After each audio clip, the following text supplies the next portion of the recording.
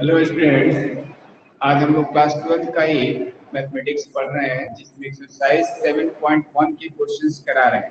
1 to 8 तक का question कराए हैं। इसके बाद हम पिछले क्लास में यहाँ पर हम लोग क्वेश्चन नंबर 8 से आगे क्वेश्चंस को सॉल्व करेंगे। तो इसमें जो है, जो भी इससे रिलेटेड फॉर्मूला है, इसके पिछले क्लासेस में पूरा कंप्लीट बता दिया गया है और हम लोग इस क्वेश्चन को सॉल्व करेंगे कि कैसे इसका कैसे इंटीग्रेशन किया जाता है। तो आइए एक एक करके सभी क्वेश्चन हम यहाँ पे लिख दिए हैं, क्वेश्चन नंबर 11 से लेकर के और इनका फिर अगर आगे तो इतना ही क्वेश्चन आज के क्लास में किया जाएगा और इसको हम लोग समझते हैं कैसे इसको करना है। ठीक है, तो क्वेश्चन है क्वेश्चन नंबर 11 जो है, क्वेश्चन नंबर 11 ये एक्सरसाइज कौन सा चल रहा है? 7.1। क्लास कौन सा है? क्लास 12 है, मैथमेटिक्स।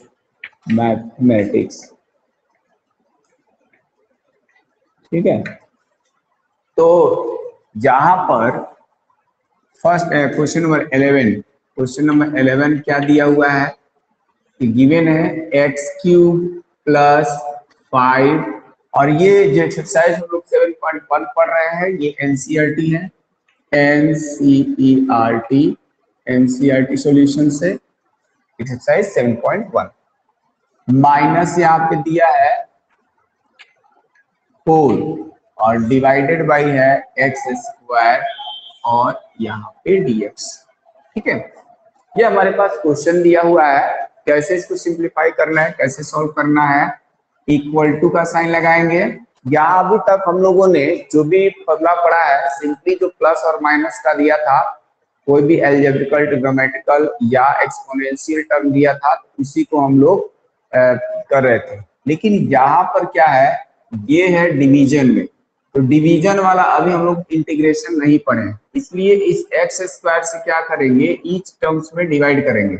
यहाँ पर x² से x³ में भी डिवाइड होगा, x³ upon x² plus x² से 5x² वाले टर्म में भी डिवाइड होगा, माइनस 4/x² और यहाँ dx भी किया जाएगा। x² का टर्म यहाँ भी है, यहाँ भी है, डिवाइड होगा, कैंसिल हो जाएगा।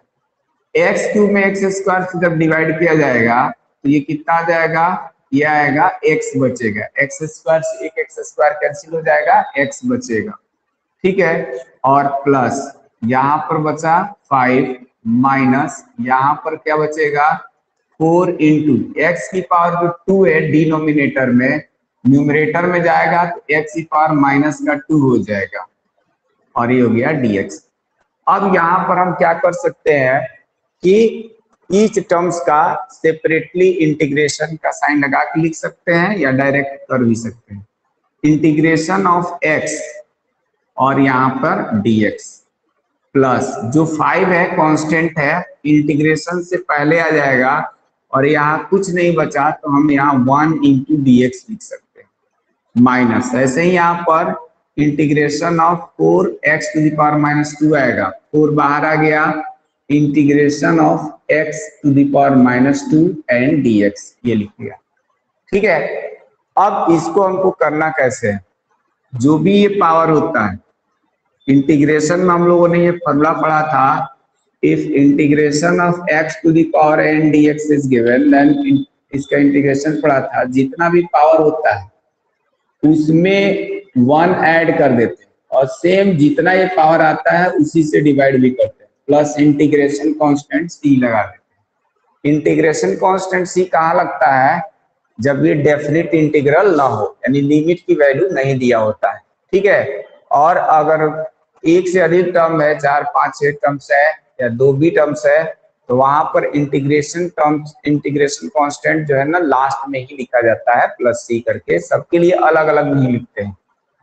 अगर अलग अलग हम इंटीग्रेट करके क्वेश्चंस में कुछ मान के लिखते हैं तो वहां c1 plus c2 plus c3 ऐसे लिखा जा सकता है, लेकिन पूरा एक ही टर्म मान के कर रहे हैं, इसलिए इसको हम क्या करेंगे, x² का x dx का इंटीग्रेशन हो जाएगा, जितना पावर है यानी 1 है उसमें 1 ऐड करना है 1 में 1 ऐड करेंगे तो कितना हो जाता है 2, और 2 से ही डिवाइड, यानी एक्स स्क्वायर बाई 2 हो गया, प्लस 5 कांस्टेंट है बाहर, 1 का x के रिस्पेक्ट में इंटीग्रेशन x होता है, माइनस 4, यहाँ पर जो भी पावर है उसमें 1 ऐड करना है, यानी कि x to the power -2 dx है, तो हम x टू दी पावर -2 में 1 ऐड करेंगे और -2 + 1 से ही डिवाइड कर देंगे, तो ये कितना आ जाएगा x to the power -2 + 1 x की पावर -1 होता है, और नीचे भी -1 आ गया,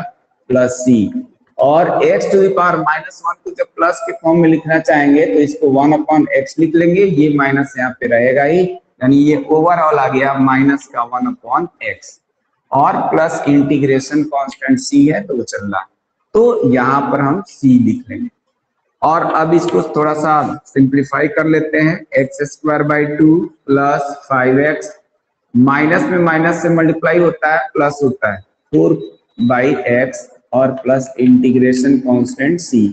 तो इस तरह से हम लोग इस क्वेश्चन का इंटीग्रेशन कर सकते हैं। ठीक है, स्क्रीनशॉट लेना हो ले लो। क्वेश्चन नंबर 12 बताने जा रहे हैं।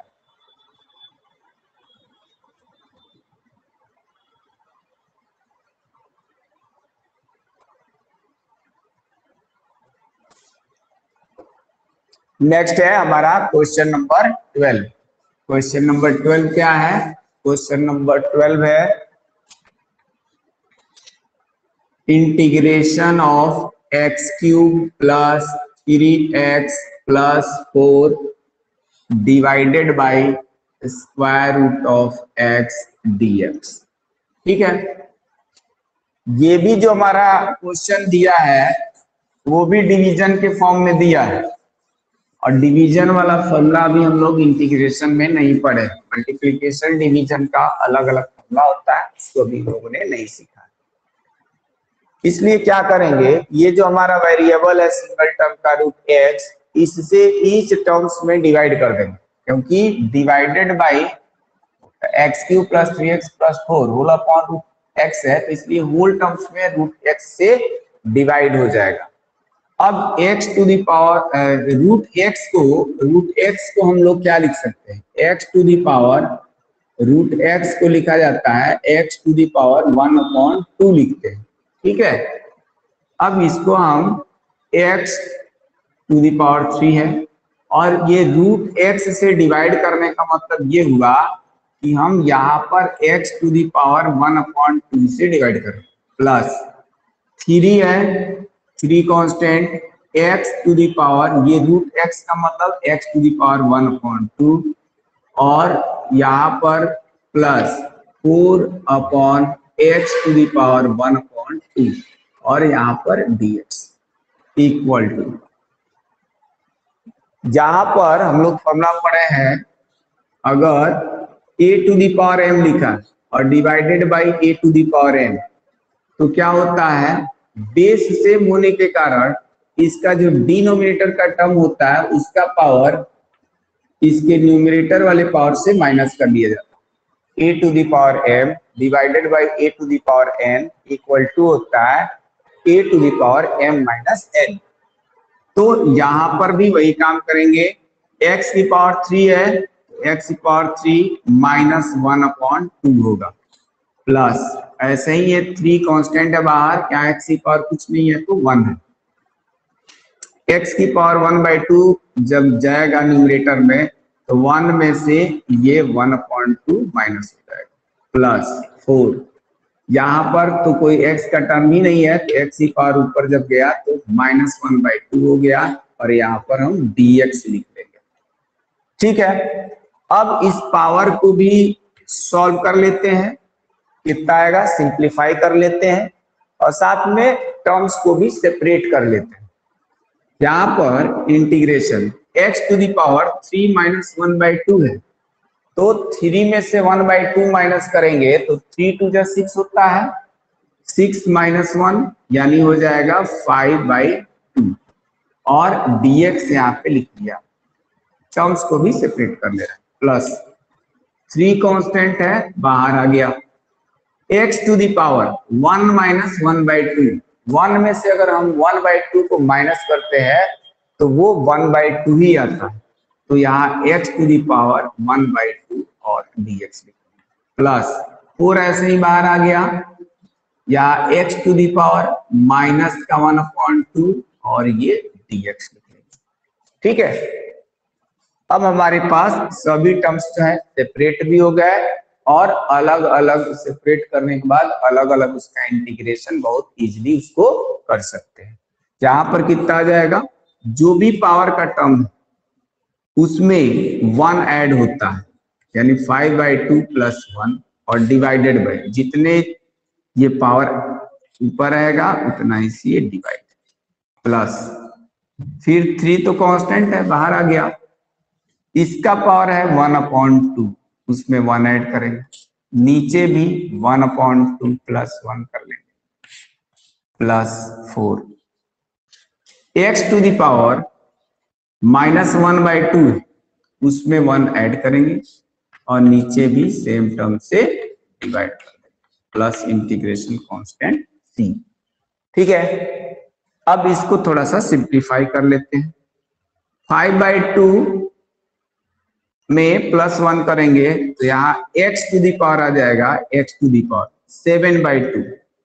7/2 और नीचे भी 7/2 आ गया plus 3।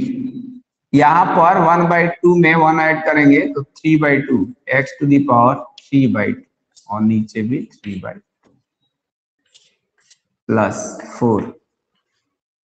x to the power minus 1/2 में प्लस का 1/2 करेंगे, प्लस का 1/2 आएगा, नीचे भी प्लस का 1/2 आएगा प्लस इंटीग्रेशन कांस्टेंट c। अब क्या करेंगे, जो 7/2 आया है ना, 2 चला जाएगा न्यूमरेटर में, यानी ये 2/7 हो गया। यहाँ x to the power 7/2 plus 3/2 है, 2 चला गया न्यूमरेटर में और ये 3 से मल्टीप्लाई हो जाएगा, 3 2 जा 6, या तो कैंसिल हो जाएगा, ये यहीं से कैंसिल हो जाएगा और 2 ऊपर चला जाएगा और यहाँ आ गया x to the power 3/2 plus, यहाँ पर 1/2 है, जब ये न्यूमरेटर में जाएगा 2/1 हो जाएगा, 2 से मल्टीप्लाई और x to the power 1/2 plus c। जब 2 से मल्टीप्लाई होगा तो यहाँ पर 4 2 जा 8 होता है, तो मैं डायरेक्ट 8 लिख देता हूँ और यही हमारे पास इस क्वेश्चन का सॉल्यूशन आ गया। ठीक है, इसका भी स्क्रीनशॉट अगर जरूरत हो तो ले सकते हो। आगे जो मैं क्वेश्चन नंबर 13 है, 13, 19, 20, 21 इस सब का सॉल्यूशन बता रहा हूँ।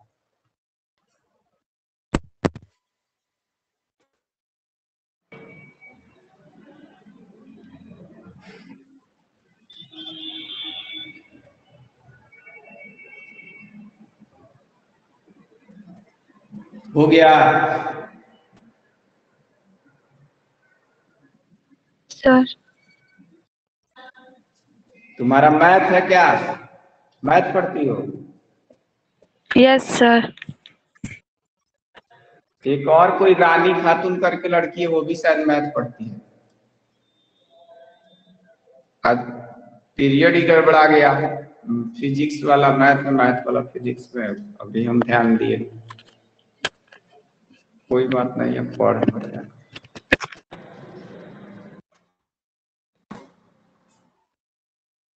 ठीक है, नेक्स्ट क्वेश्चन हमारा जो है क्वेश्चन नंबर 13 भी वैसे ही है, बस थोड़ा सा फैक्टर निकालना है। जब भी डिवाइड के फॉर्म में दिया होना इंटीग्रेशन, तो कोशिश बस हम यही करते हैं कि उसको पहले सिंप्लीफाई कर लें फिर इंटीग्रेट करें। ठीक है, तो वो भी खास करके जब एल्जेब्रिकल टर्म।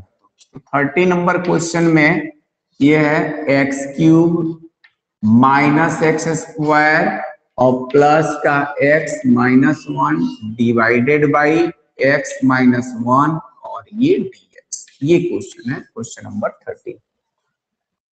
अब यहाँ पे पहले तो केवल सिंगल टर्म था, एक्स था या एक्स स्क्वायर या रूट एक्स, यहाँ पे डबल टर्म आ गया। जब डबल ट्रिपल टर्म आ जाए तो भी घबराना नहीं है, हमको डिवाइड ही करना है।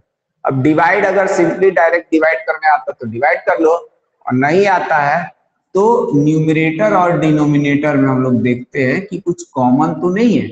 अगर कॉमन है तो फैक्टर बना के उस कॉमन टर्म्स को कैंसिल आउट कर देते हैं। तो यहाँ पर हमको फैक्टर बनते हुए दिखाई दे रहा है। कैसे? यहाँ पर एक्स क्यूब है, यहाँ एक्स स्क्वायर। अगर मैं एक्स स्क्वायर कॉमन ले लूं तो यहाँ से बचेगा एक्स और यहाँ से बचेगा -1 प्लस, यहाँ से 1 अगर कॉमन ले लूं तो एक्स -1 बचेगा और नीचे भी x -1 और यहाँ पे dx। अब x -1 एक हमारे पास फैक्टर आ गया, तो यहाँ पर x -1 लिख लेंगे और इधर दूसरे ब्रैकेट में यहाँ से बचेगा एक्स स्क्वायर, यहाँ से बचेगा +1 divided by x -1 into dx। x -1 से x -1 का टर्म कैंसिल आउट हो गया। बचेगा क्या यहाँ पे?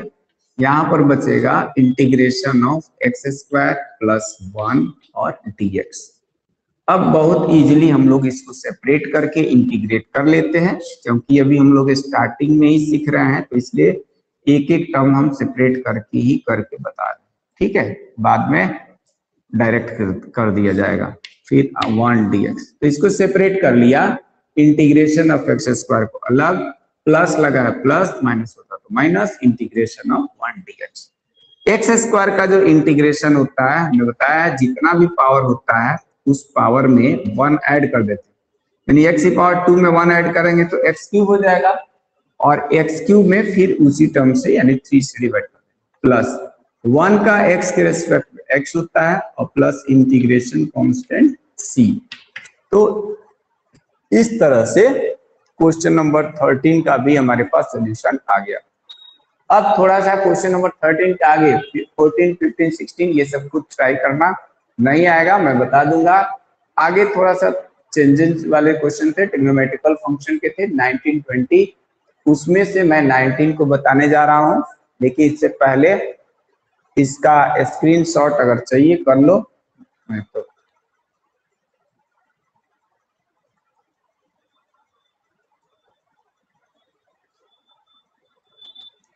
वैसे ये सभी रिकॉर्डिंग मोड में सेव रहता है, तो स्क्रीनशॉट अलग से लेने से कोई मतलब भी नहीं है, रहेगा। क्वेश्चन नंबर 19 बताने जा रहे हैं, sec square x upon cosec square x into dx। ये क्वेश्चन है हमारा, ठीक है। Question number 19।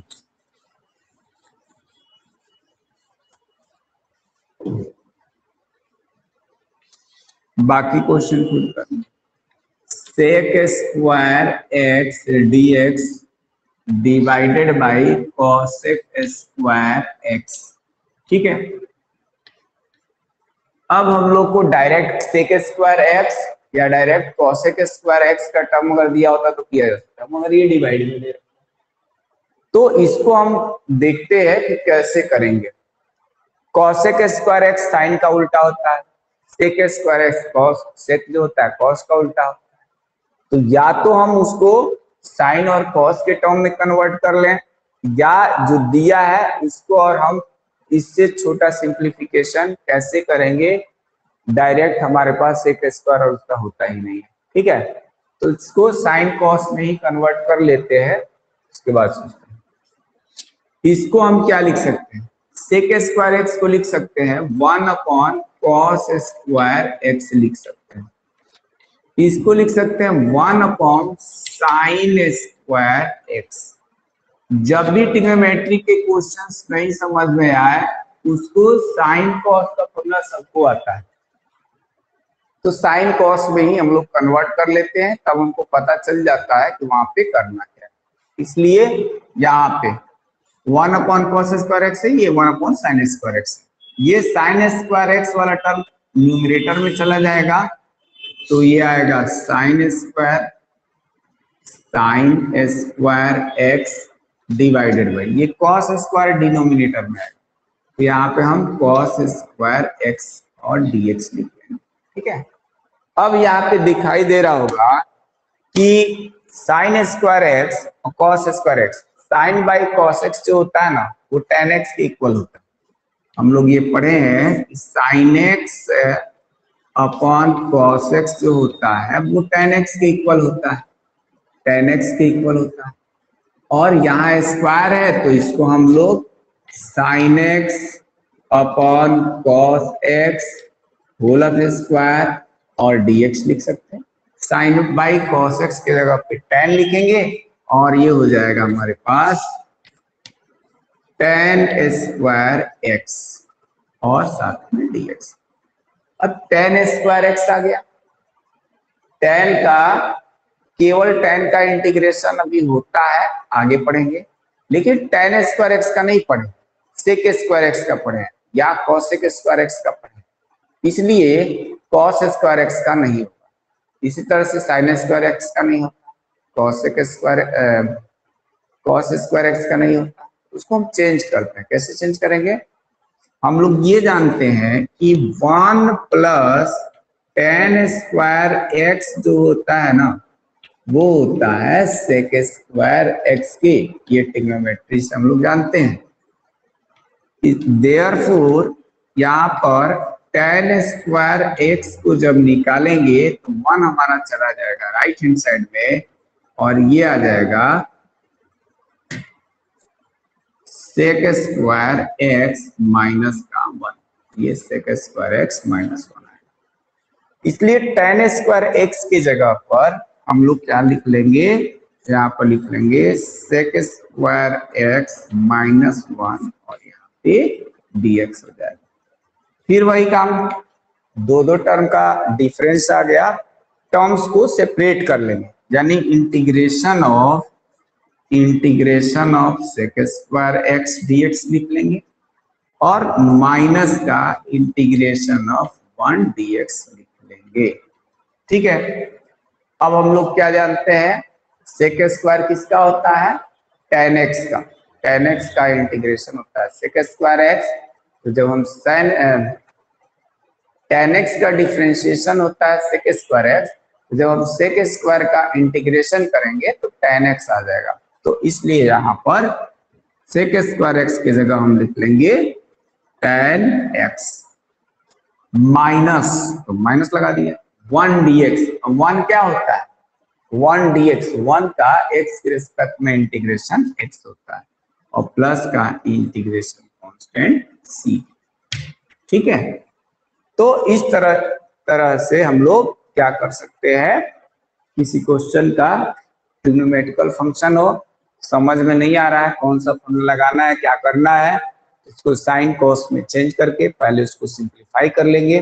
सिंप्लीफाई करने के बाद उसमें देखेंगे कि कौन सा टर्म बन रहा है, फिर भी अगर नहीं समझ में आता कि उसका नहीं मालूम होता ही नहीं है तो उसको जिसका होता है उसके टर्म्स को उसको कन्वर्ट करके और तब हम लोग टर्म्स को सेपरेट करके और कर सकते हैं।